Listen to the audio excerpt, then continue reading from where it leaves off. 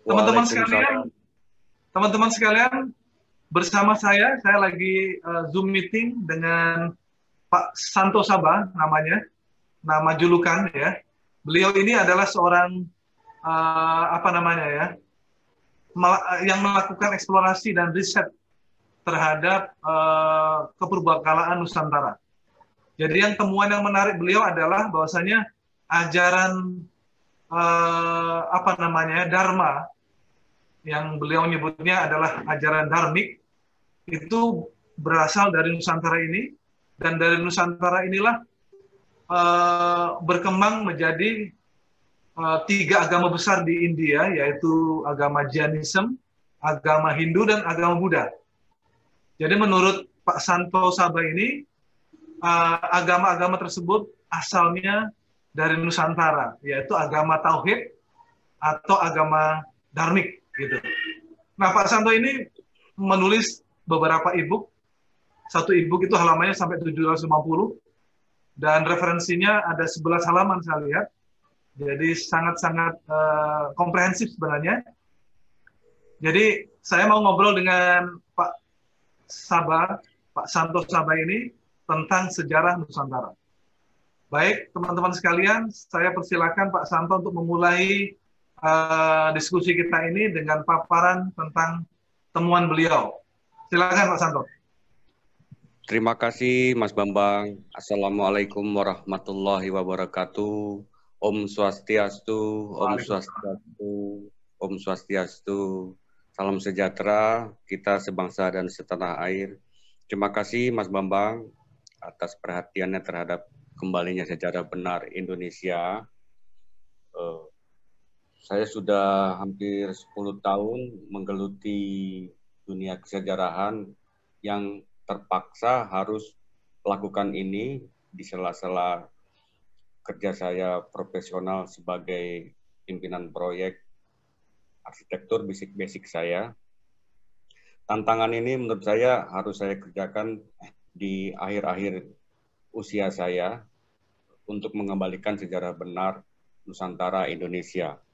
Bahwa selama ini yang tertulis di catatan sejarah, di buku-buku sejarah, saya menganggap sangat merugikan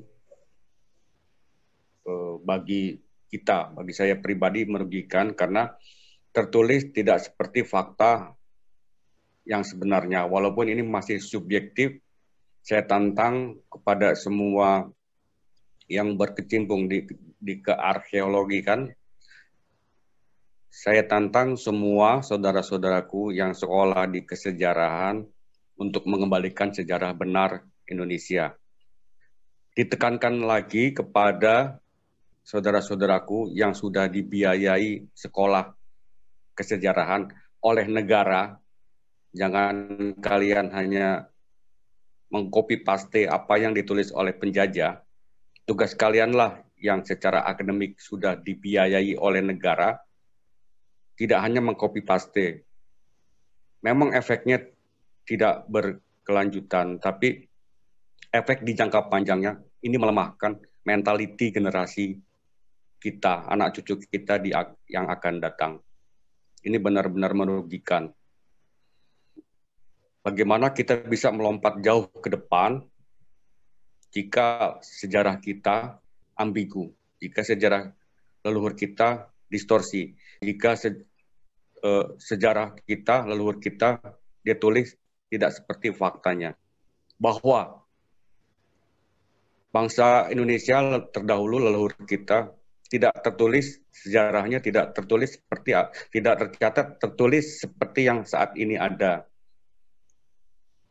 Banyak belajar dari sejarah adalah mundur 2 langkah ke belakang untuk melompat jauh ke depan. Bagaimana kita bisa melompat jauh ke depan jika saat kita mundur ke belakang tidak jelas apa yang harus kita injak, bahkan kita terperosok dalam anggapan sejarah yang tertulis oleh mereka yang dominan adalah ingin menguasai bangsa ini, negeri ini yang kaya raya. Keprihatinan terbesar dalam pencatatan sejarah adalah penghitungan awal tahun Saka untuk menghitung prasasti itu dimulai tahun 78 Masehi. Sehingga logiklah, maka layaklah leluhur kita sebelum itu tidak bersejarah, tidak dianggap tidak berperadaban. Maka dengan mudah dan logik dianggap primitif, animisme, dinamisme. Itu tidak benar. Bahwa leluhur kita itu sudah berketuhanan, satu Tuhan, monoteis, yang widi tunggal, yang widiwase, terekam sempurna di Bali. Tidak seperti labeling selama ini terhadap leluhur kita yang menganggap menyembah roh, menyembah pohon, menyembah batu, itu tidak benar. Kemudian dalam akademik penghitungan awal tahun Saka di prasasti dimulai 78 Masehi pun tidak berdasar. Saya tantang para sejarawan untuk membuktikan apa dasar menghitung awal tahun Saka itu dari 78 Masehi. Kalian perhatikan, wahai para ilmuwan, para akademisi, dengan kita mengamini, kemudian mufakat, menghitung awal tahun Saka 78 Masehi, berarti benar bahwa leluhur kita adalah primitif. Ini konspirasi global yang harus kita lawan. Terima kasih Mas Bambang sudah memfasilitasi untuk publish apa karya-karya saya, kerja-kerja saya, untuk lebih menggaungkan bahwa catatan sejarah leluhur kita tidak seperti apa yang tertulis saat ini. Itu tahun 78 Masehi sudah sangat merugikan. Kemudian situs-situs di Nusantara dianggap dari India. Kerajaan pra-Islam dianggap ditulis berdasar pada ajaran Hindu, Buddha, India. Harusnya mereka kaji kapan Buddha itu lahir, kemudian kapan Hindu formalitas itu lahir. Sehingga tidak diamini saja situs-situs di Nusantara itu berdasarkan Hindu, Buddha. Benar Hindu, Buddha lahir di India. Tapi tidak benar situs-situs di Nusantara juga kerajaan yang disebut pra-Islam. Saya katakan pra-Islam ini sebelum masa Islam. Untuk lebih detailnya itu sebenarnya saya ingin katakan sebelum 78 M itu sekarang terpublikasi situs-situs dan kerajaannya adalah Hindu, Buddha. Itu tidak benar. Jadi kalau saya tanya Mas Bambang, leluhur kita dulu tuh agamanya apa? Pasti dibilangnya Hindu. Tidak Buddha, tapi Hindu. Kapan Hindu itu lahir? Formalitas ada, itu abad 9M, baru ada abad 9M. Jadi sejatinya saya preview di awal bahwa ajaran Hindu, Buddha, Jaina di India itu berasal dari kita, berasal dari leluhur kita, Nusantara, yaitu kaum Arya, kaum Saka. Sejarawan Eropa tulis dengan Scythia. Publikasi tentang Arya, Scythia itu selalu tidak Nusantara. Saya Santo Saba katakan bahwa Scythia, Arya, Saka itu adalah leluhur kita. Kitalah Arya. Bukti-bukti banyak tersimpan di Borobudur, di antaranya literasi teks kata Mahe Cakya. Mahe adalah besar, Cakya adalah bangsa Saka, Cakya, Saka, Aryan. Aryan, literasi teks kata Aryan terekam di Prasasti Kalasan sebagai pembuka Namo Bhagat Patyai Arya Tara Yai. Itu bangsa Aryan. Kemudian terekam pula di Nalanda. Nalanda itu dibangun oleh Prabhakarsa Sailendra. Sailendra itu adalah nama yang berulang-ulang dipakai di peradaban maju terdahulu. Tidak hanya satu orang. Nama 1, 2, 3 itu selalu dipakai. Begitu juga dengan nama-nama yang lainnya. Resi Markandeya, kemudian banyak nama-nama lain yang berulang di masa terdahulu leluhur kita. Saya only one, ini menelusuri, dan sudah beberapa tahun di Borobudur saya teliti, kemudian saya diundang seminar di Kampar Riau di situs Muara Takus. Di situ saya diundang Kemudian saya explain, saya ceritakan yang mengundang saya itu komunitas adat, tetua-tetua adat yang masih keturunan dari pembuat candi, pembuat situs Muara Takus. Mereka sengaja mengundang saya dengan pembanding beberapa arkeolog internasional. Kemudian mereka merasa terkejut-kejut, terharu, banyak berterima kasih sehingga nama saya ditambah Piliang. Perkalihan Hyang. Hyang itu sebutan Tuhan di leluhur kita sebelum ada ajaran yang bernama agama. Itu Tuhannya disebut dengan Hyang, bukan Hindu. Apa nama ajaran leluhur kita? Itu terdeteksi bernama Dharma. Dharmik, istilah orang Inggris itu, orang sejarawan Eropa sebut dengan Dharmik. Dharmik atau Dharma itu ada di Hindu, Buddha, Jaina, Sikh, bahkan Zoroaster. Basic filosofinya adalah Dharma. Dharma inilah rupanya yang mendasari tumbuhnya lahir 3 ajaran tersebut di India. Yang mulia Siddhartha Gautama mempelajari Dharma itu, kemudian membentuk boleh dibilang ajaran ya, karena hanya di kita Buddha yang disebut agama. Kan kalau Hindu pun hanya kita yang disebut agama, karena ada tambahan Hindu, Dharma, Buddha, Dharma. Nah, itulah Dharmik original yang mendasari lahirnya 3 ajaran besar di India. Di era yang sama, abad 500 SM, bersama dengan Siddhartha Gautama, itu ada satu tokoh yang bernama Mahavira. Jadi di masa yang sama ada 2 tokoh yang membentuk, basicnya adalah Dharma, membentuk Buddha, kemudian ada Jaina di era yang sama. Kita bicara 3 agama besar ya.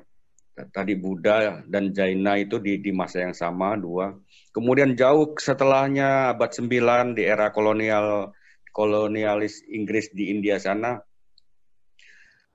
mengelompoklah orang-orang yang tidak mau Buddha, tidak mau Jaina, kemudian tidak Islam, tidak Kristen, mengelompoklah, kemudian diperkuat oleh kolonialis untuk menyatakan diri melawan kolonialis, membentuklah Hinduism. Kata-kata ism ini pun, isme yang mengarah ke agama itu formal baru ada abad 9. Jadi Hindu, Buddha, Jaina, basicnya adalah Veda. Veda inilah yang dibawa oleh, kalau kita lihat di literasi internasional di Wikipedia atau Google, Veda ini dibawa oleh Brahmin, kaum Brahmin. Brahmin inilah sebenarnya basic Veda, Veda kuno, Vedik. Ada kemudian yang dibawa oleh Arya, oleh Saka. Saka itu di catatan sejarah mainstream tidak jelas. Hanya terpublikasi India, Iran paling jauh ya. Kemudian Thule yang versi Hitler itu dia pakai. Tapi basic dari kaum Saka itulah Dharmik, itu logonya itu adalah swastika. Banyak swastika yang ada di muka bumi. Itulah sisa-sisa peninggalan logo simbol leluhur kita yang menguasai 3/4 muka bumi. Ada pengelompokan besar, itu era Lemuria, kemudian era Atlantis. Era Atlantis itu era peperangan, era Lemuria itu tidak ada peperangan, damai, super damai, dan sudah monoteis. Di era Atlantis itulah kemudian datang Sulaiman, Sabah, era peperangan. Jadi secara global Mas Bang ya, rekan-rekan semua, saudara-saudara, Lemuria pun berpusat dari kita. Kang Diki Zainal sudah buktikan. Kemudian Atlantis pun di kita. Bapak Dani Irawanto pun sudah membuktikan pusatnya di Pulau Bawean. Dan pulau-pulau yang sampai sekarang eksis menyimpan peradaban kita terdahulu itu Bali rupanya. Hingga kini, Dharmik original yang mendasari yang falsafah ajaran leluhur kita yang sudah monoteis tersimpan sempurna di Bali sampai sekarang. Jadi saudara-saudara kita sekarang di Bali sedang dalam gesekan karena ajaran India yang dari India itu expand ke sana, kemudian ada kontra gesekan. Beda sekali. Kalau orang India yang datang ke sana itu sebut Tuhan itu Krishna. Kalau di Bali itu saudara kita sebut Acintya. Dan Acintya itu bukan Krishna. Itu prinsip dua pokok dasar untuk membedakannya ya. Sekarang terjadi sama gesekan. Mudah-mudahan saudara kita di Bali kuat ya, karena Bali itu menyimpan sempurna ajaran leluhur kita, dan Bali itu bukan Hindu India, tapi itu ajaran leluhur kita, Dharmik original yang tersimpan di sana. Dharma itu basicnya dari ujung Nusantara sampai Papua itu semua ada, cuma karena merekodnya mereka tiap-tiap budaya itu beda ya, tergantung dari dia ada induksi luarnya. Kalau di Sunda Wiwitan itu sudah agak mengental Dharma, kata-kata Dharma itu familiar. Kemudian dari Sumatera, kemudian setiap di seluruh Nusantara ada.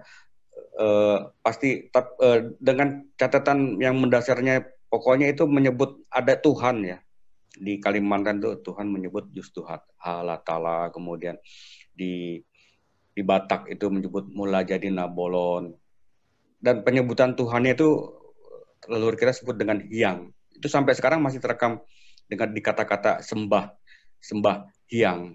Hyang itu sebutan Tuhan di leluhur kita sebelum ada ajaran agama masuk ke kita ya, baik itu Hindu, Buddha, India atau Islam gitu. Dan Islam Borobudur itu, saya sedikit lagi ngomong ya, saya harus ke Moratakus biar ini lengkap. Jadi ajaran Dharmik yang saya sebutkan tadi, Dharmik original itu setelah saya diundang ke sana seminar, kemudian saya katakan bahwa di sini sebenarnya adalah pusat Dharma. Kemudian tolong undang saya untuk lakukan eksplorasi di Moratakus ini. Kemudian Gayung bersambut, setahun kemudian, 1 bulan saya kasih kesempatan datang ke sana. 1 bulan full saya eksplorasi di Moratakus, masuk ke pelosoknya, masuk ke guanya, mencari benarkah di sini di Moratakus itu ajaran Dharma. Kemudian saya studi literasi tidak dari Google ya, tapi saya ambil dominan dari catatan-catatan peziarah Tiongkok. Jadi Cina itu, Tiongkok itu kan mencatat sempurna. Jadi rupanya saya temukan ada beberapa nama yang terkenal kan sekarang cuma I Ching ya, Yizing itu abad 7. Rupanya sebelumnya ada lagi. ada yang bernama, yang pertama itu Fahuan, kemudian Huning, kemudian Hyutsang. Itu yang lebih awal itu 2M, abad 2M pada peziarah Tiongkok. Pahuan abad 4M, kemudian ada Huining, Hyutsang, itu yang terakhir itu abad 7, Itsing, kemudian yang abad ke-11, Atisa Dipamkara. Atisa Dipamkara itu orang Tibet. Itu kita bisa cek ya, Atisa Dipamkara itu siapa, kemudian dia berguru kepada yang bernama siapa, lokasinya di mana. Jadi kan sekarang terbalik publikasi catatan sejarah leluhur kita, bahwa Itsing tertulis saat ini, Itsing kemudian Atisa Dipamkara itu datang ke sini, tertulisnya mereka menyebarkan Buddhis. Kemudian Palembang dikatakan adalah pusat Buddhis terdahulu. Tidak ada bukti-bukti yang mendukung apa yang tertulis saat ini ya. Rupanya mereka para peziarah itu sebenarnya belajar Dharmik original. Saat Dharmik original itu terdahulu rupanya dipelajari di Moratakus itu yang saya temukan. Jadi di sana itu ada sisa pondasi yang sepertinya dulu tempat pembelajaran besar. Jadi ada beberapa hektar yang saya sebut area Muara Takus itu adalah kota suci. Dan saya katakan kota suci ini kota suci pra-Islam ya. Pra-Islam yaitu ajaran Dharmik itu. Jadi di sana banyak rekaman-rekaman yang membuktikan apa yang saya searching, apa yang saya klaimkan, apa yang saya temukan, bahwa Dharmik original itu berasal dari Nusantara dan pusatnya pembelajaran itu di Muara Takus. Muara Takus itu landmark pusat puja. Pusat puja itu ada 3 situs di sana yang disebut Candi Tuwo, yang belakang itu Candi Bungsu, kemudian ada Palangka. Jadi era pra-Islam itu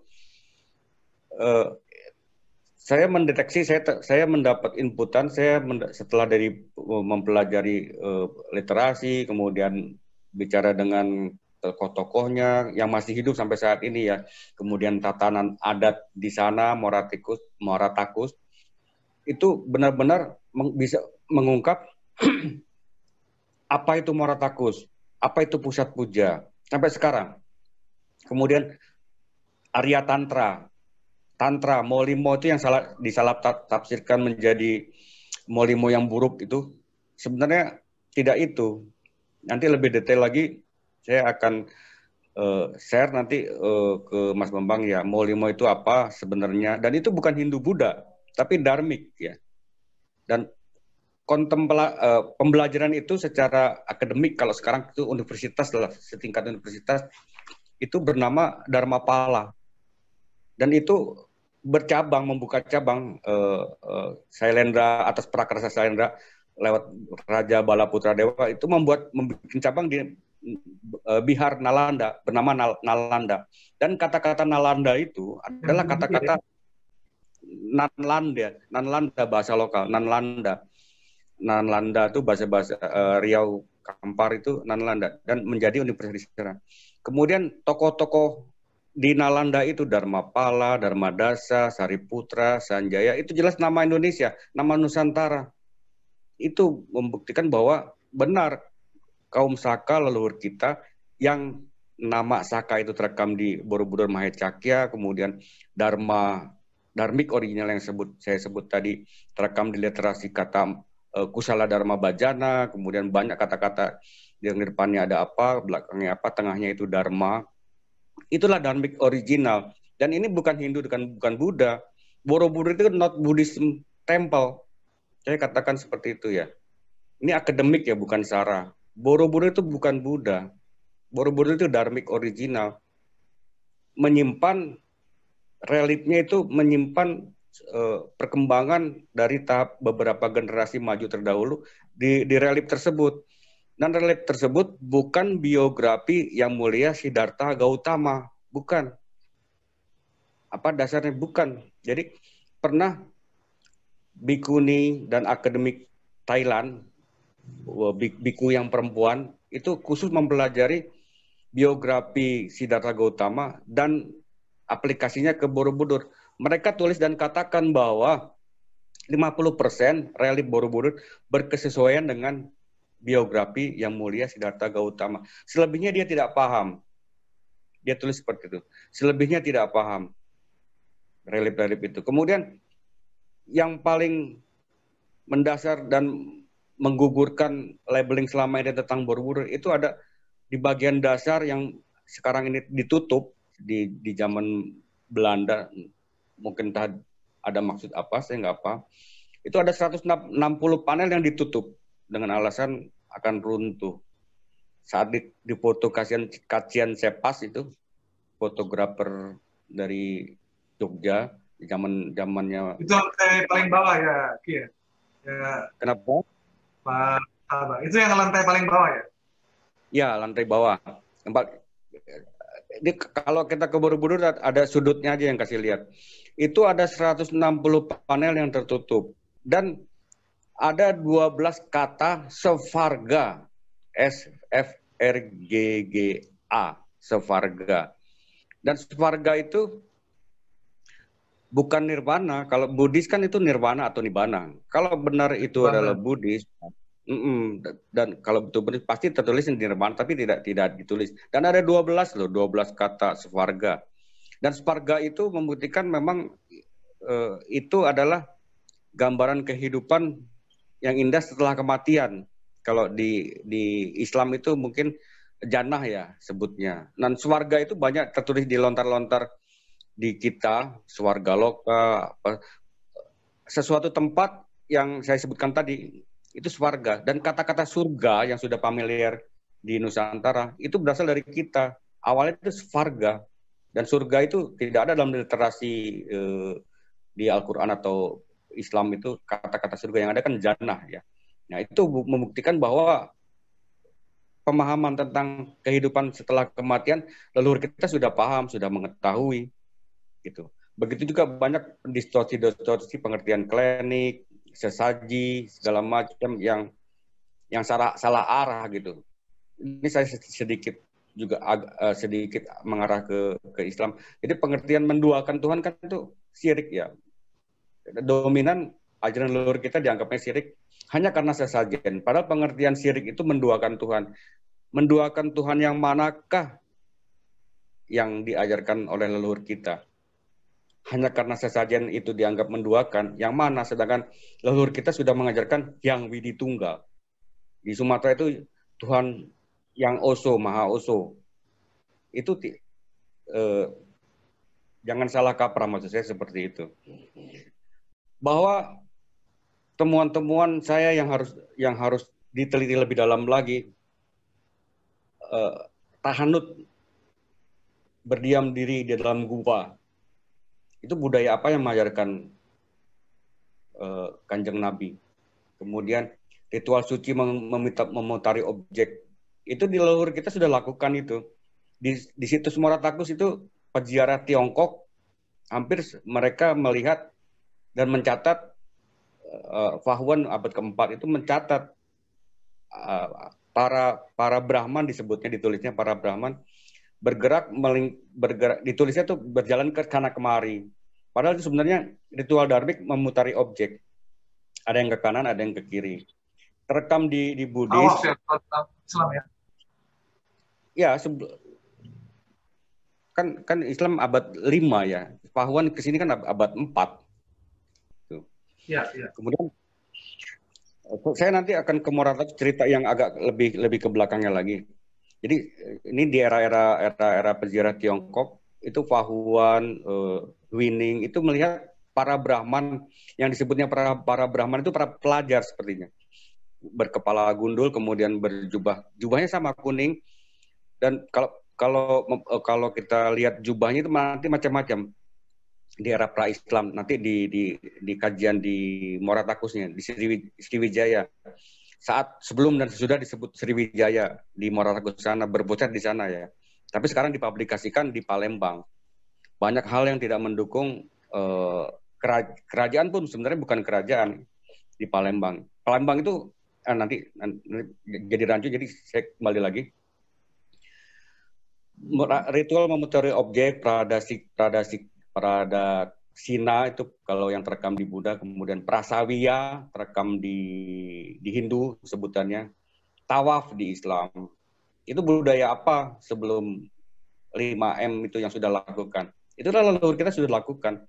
Tahanut, topo broto, tapa, kemudian upasena kalau bahasa Bali, kamala di Sulawesi, orang yang melakukannya disebut akamala, topo.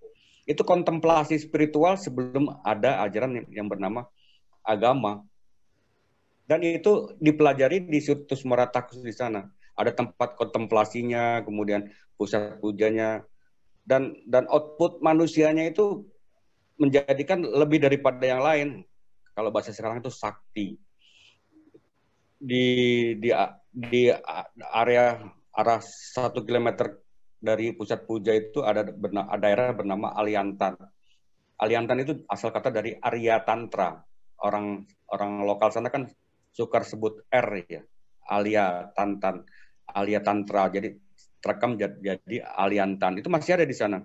Dan ada jalan Bukit Timbun Tulang. Disitulah merekam pusat peradaban terdahulu, tempat pembelajaran dharmik, kemudian tempat Marlapas Sidayartanya Dapuntayang yang terkenal ya dalam catatan sejarah ini kan. Dapuntayang melakukan Marlapas ke Bali hanya tercatat seperti itu.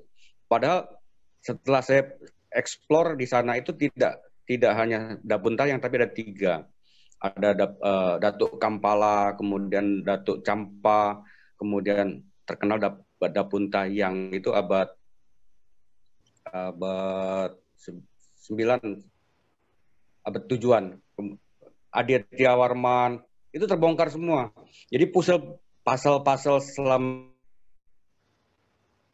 Raba, kemudian pasal-pasal yang acak-acak sejarah kita, saya alhamdulillah sudah merangkumnya dan bisa dibuktikan secara akademik ya. Bukti fisiknya ada, kemudian bukti-bukti literasinya banyak, menggugurkan labeling selama tentang leluhur kita. Saya kembali ke biar nyambung ya ke situs Muara Takus. Jadi situs Muara Takus saya mulai dari pusatnya, ada pusat pujanya itu sebenarnya bukan yang tingginya itu, tapi Candi Tuonya itu yang bentuknya yang agak pendek itu, yang agak besar. Itu sudah 5 kali penambahan bata dari 5 generasi yang merawatnya. 5 generasi yang merawatnya. Saya sudah hitung-hitung mundur setiap generasi itu berapa tahun, kemudian nama-namanya saya sudah dapat. Dan saya dapat angkanya, itu hampir 4.500 SM. Belum disebut Sriwijaya. Nanti saya share, Mas Bambang, itunya nama-nama generasi. Santo tadi tentang umurnya tadi berapa? 4.500 sebelum Masehi ya? Iya. Ya. Nah, nanti saya share tahunnya, kemudian nama-namanya. Ada di HP, cuma saya tahun-tahun dan namanya. Globalnya itu ada 5 generasi yang menambah bata merah di situs Candi Tuo. Terus kemudian yang tinggi itu stupa Mahlega Stupa itu dibangun saat lahirnya Sariputra. Itu terekam di catatan-catatan Tiongkok. Sariputra, ibunya bernama Sari, kemudian maka didirikan.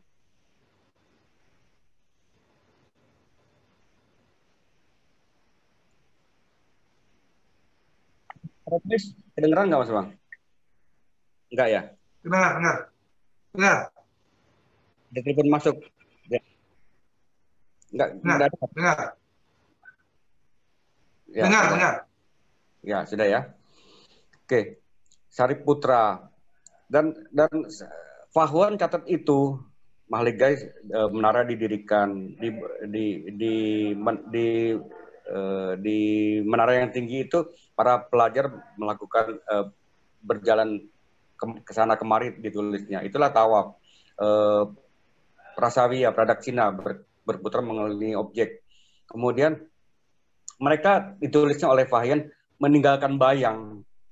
Jadi meninggalkan bayang, maksudnya yang ditulis ini kan yang dicatat dari Fahian itu kan bahasa Cina yang kemudian ditranslate ke Inggris oleh Samuel Bell itu tahun 1800-an itu, kemudian ditranslate ulang lagi, ditulisnya kesana kemari. Itulah sebenarnya tawaf dia, Pradaksina, Prasawiya.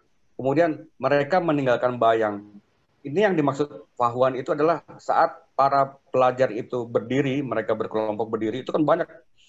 Itu ribuan, Mas Bang, di sana itu. Dan bukti-buktinya saya bisa buktikan semua ada di sana. Ribuan para Brahman yang berkepala botak pakai jubah, ada yang kuning, ada yang putih itu meninggalkan bayang. Maksudnya dia berdiri tepat di matahari, pada matahari saat tertentu di sana itu tidak meninggalkan bayang ke kanan atau ke kiri, tapi bayang tepat dari atas ke bawah sehingga tidak ada bayangnya. Dan itu adalah equinox. Itu tercatat di kitab Mahavamsa ya, bahwa ritual itu ritual dharmik Dharmic original yang ditafsirkan ulang lagi itu dianggapnya Buddhis ya. Jadi sebenarnya itu Dharmic original. Itulah yang meninggalkan bayang. Equinox. Banyak garis-garis equinox di Indonesia yang dilalui equinox itu tanpa bayang juga. Tapi garis equinox yang dicatat Pahuan dan ada situsnya hanya di Muara Takus. Gitu. Itu membuktikan bukan Sri Lanka, bukan Ceylon, bukan India, bukan Palembang, apalagi itu jelas secara keilmuan perbintangan entah apa gitu ya. Itu jelas bahwa equinox dan ada catatan-catatannya membuktikan bahwa itulah sebenarnya tempat pembelajaran dharmik. Itulah yang saya sebut pusat puja dengan areal besarnya yang saya sebut kota suci. Itu benar-benar membuktikan yang saya eksplorasi benar-benar kota suci. Jadi kota suci itu sekitar 75 km radius itu dipagar dengan tanggul tanah tinggi ya, tanggul tanah tinggi. Ini banyak yang distorsi mempublikasi bahwa Palembang itu pusat ajaran Buddha terdahulu, kemudian dipakai catatan I Ching. I Ching tidak pernah mencatat, tidak pernah melihat tentang tanggul tinggi, tapi Pahuan kemudian ditafsirkan oleh mereka mengarah ke Palembang. Palembang itu tidak ada tanggul tanah tinggi. Saya katakan di sini tanggul tanah tinggi, tanggul tanah yang ketinggiannya itu minimal 1,5 meter, ada yang 2 meter. Trapesium trapesium bagian bawahnya itu 5-6 meter, kemudian atasnya itu segitiga yang terpotong bisa orang jalan kaki. Itu keliling kalau kita jalan di atas tanggul itu 63 km. Itu tanggul kuno yang membuktikan Sriwijaya bukan kerajaan tapi kedatuan itu di Muara Takus, bukan di Palembang. Jadi banyak yang mengikuti publikasi saat ini bahwa Palembang pusat Buddhisme, kemudian ada tembok cuma tembok itu tembok pembatas candi yang tingginya hanya paling tinggi 1,2 meter, kemudian berbahan batu bata. Itu pagar bukan yang disebut oleh Pahuan, itu pagar pembatas situs, batas candi di Muara Jambi, di Siguntang-Guntang. Itulah yang ada Palembang. Itu sebenarnya macam madrasah kalau versi sekarang. Itu sekolah dharmik yang oleh saat terutama yang di Palembang itu dibawa oleh Dapun Tayang. Dapun Tayang membawa alumnus dari Muara Takus itu melakukan sidayata perjalanan suci, membawa dharmik original. Kemudian dia Dapun Tayang itu membawa anak-anaknya ya, anak lelaki maupun perempuannya. Kemudian dia membina candi. Candi itu adalah tempat sekolah dharmik ya, dengan pembelajarannya kontemplasi, kemudian membina umat. Di beberapa dengan peninggalan candi-candi yang berbahan batu merah ya, itu macam sekolah.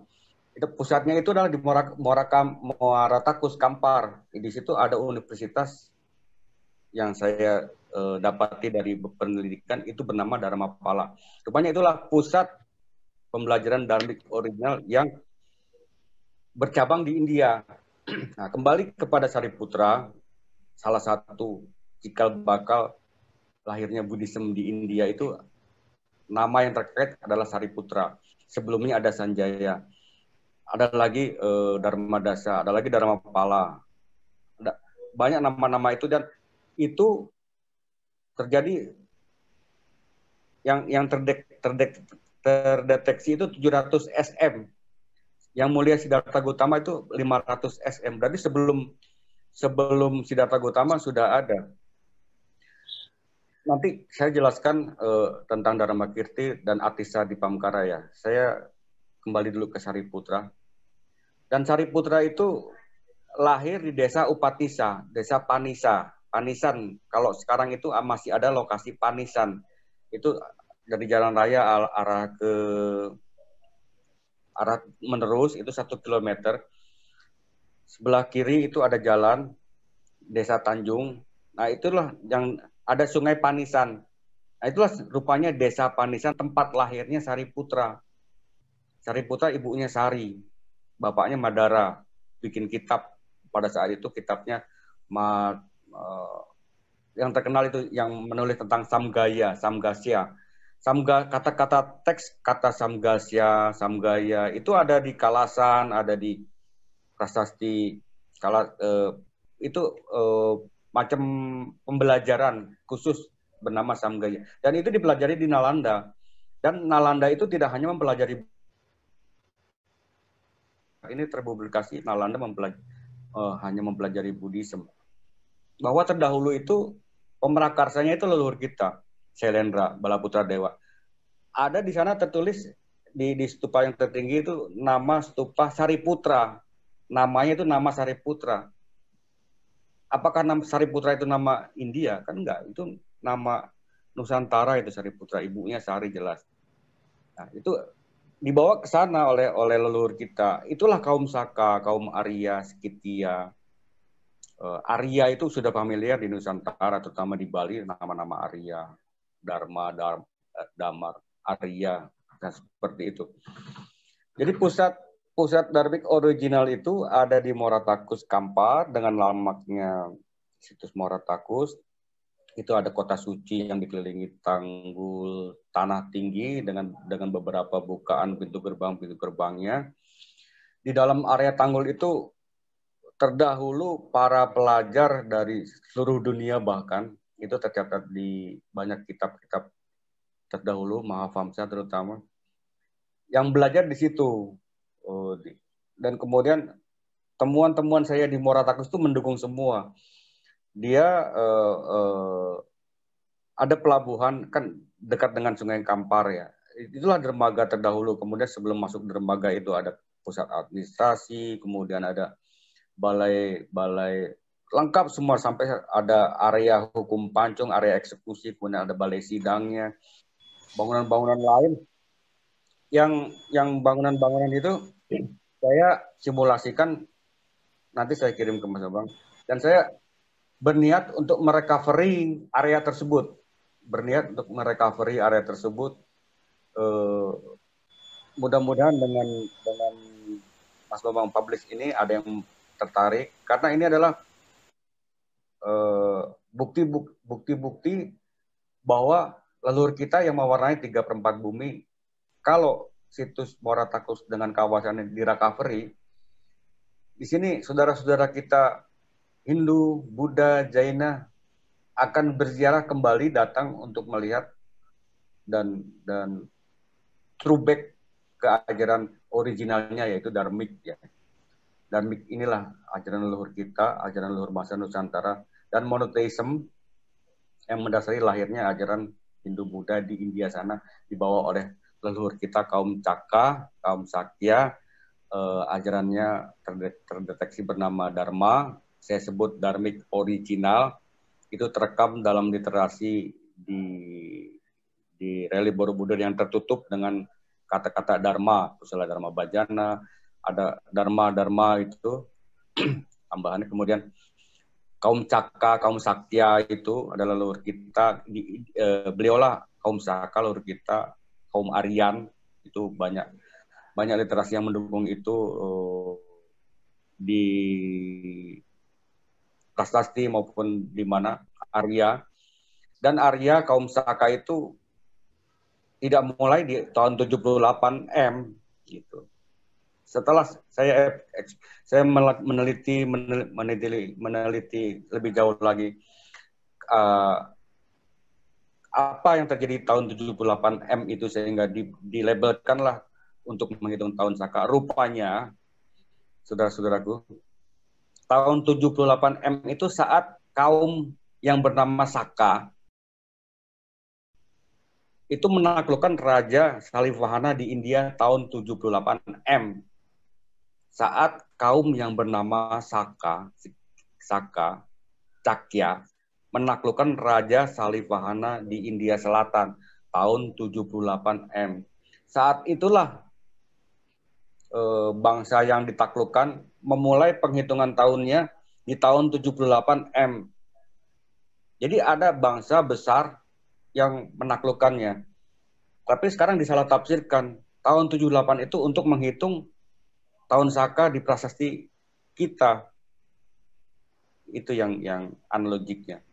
Ini tantangan buat saudara-saudaraku, para pengamat sejarah, Throwback History of Indonesia, kembalikan sejarah benar, untuk mengembalikan percaya diri bangsa, percaya diri generasi kita, percaya diri penerus kita, bahwa kita tidak animisme, tidak dinamisme, tidak menyembah pohon, tidak menyembah batu, tidak menyembah roh, kemudian sudah monoteisme, kemudian semua situs-situs di Nusantara tidak berdasar atau dari India, tidak berdasar Hindu, Buddha, India. Tapi ajaran Hindu India yang terlahir di India sana itu berawal dan berasal dari kita. Undang saya untuk explain, membuktikan, kemudian lebih dalam lagi, ayo kita explore yang saya katakan ini ke Muara Takus kah, ke Borobudur kah. Saya akan kasih tahu, saya akan kasih lihat sampai budayanya masih menyimpan sempurna apa yang saya katakan tadi. Di antaranya suku-suku yang masih menyimpan itu Piliang, ada namanya suku, 4 suku utama di Muara Takus itu. Domo, Piliang, Patapang, terakhir itu Malayu. Malayu bukan Melayu ya. Saya review sedikit. Suku Domo itu rekam dari kata-kata Dharma sebenarnya. Dharma itu terekam dalam suku namanya Domo. Domo itu suku utama, Dharma disebut terekam dalam nama persukuan Domo. Kemudian ada suku Patapang.